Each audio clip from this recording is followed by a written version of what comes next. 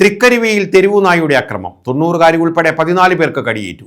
വീടിന്റെ വരാന്തയിലിരുന്നവരും മുറ്റത്തേക്കിറങ്ങിയവരും റോഡിൽ നിന്നവരും ഉൾപ്പെടെ 14ഓളം പേർക്കാണ് കടിയേറ്റത്.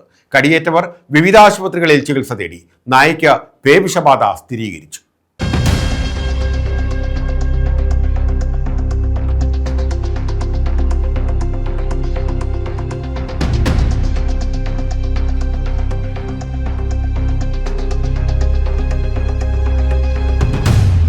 വീടിന്റെ വരാന്തയിലിരുന്നവരും മുറ്റത്തേക്കിറങ്ങിയവരും റോഡിൽ നിന്നവരും ഉൾപ്പെടെ 14ഓളം പേരെയാണ് തെരുവുനായ കടിച്ചത്.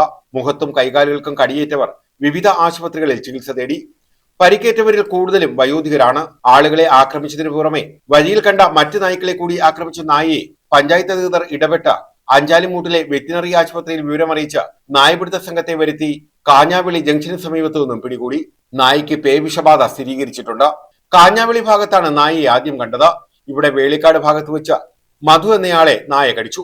പ്രാക്കുളം ഭാഗത്തേക്ക് പോയ നായ വീടിന് സമീപം നിൽക്കുകയായിരുന്ന ഓമനയമ്മയെ ആക്രമിക്കുകയായിരുന്നു. 90-കാരിയായ ഇവർ പേടിച്ച് നിലത്ത് വീണു. ഇവരുടെ മുഖത്താണ് നായ കടിച്ചത്. ഓമനയമ്മയെ രക്ഷിക്കാനെത്തിയ നാട്ടുകാരെയും നായ ആക്രമിക്കാൻ ശ്രമിച്ചു. നായ ഓടിപ്പോയ ശേഷമാണ് ഇവരെ ആശുപത്രിയിൽ എത്തിച്ചത്. വീടിന്റെ വരാന്തയിൽ കയറി കാഞ്ഞാവിളി മൂലവിളി മുഹമ്മദ് കുഞ്ഞിനെയും നായ ആക്രമിച്ചു. പ്രാക്കുളം സ്വദേശികളായ സരസ്വതി, അജയഘോഷ് എന്നിവർക്കും നായയുടെ കടിയേറ്റു. വന്മള സ്വദേശിയായ ശെൽവനെയും നായ കടിച്ചു. പരിക്കേറ്റവർ കൊല്ലം ജില്ലാ ആശുപത്രിയിലും സ്വകാര്യ ആശുപത്രികളിലുമായാണ് ചികിത്സ തേടിയത്.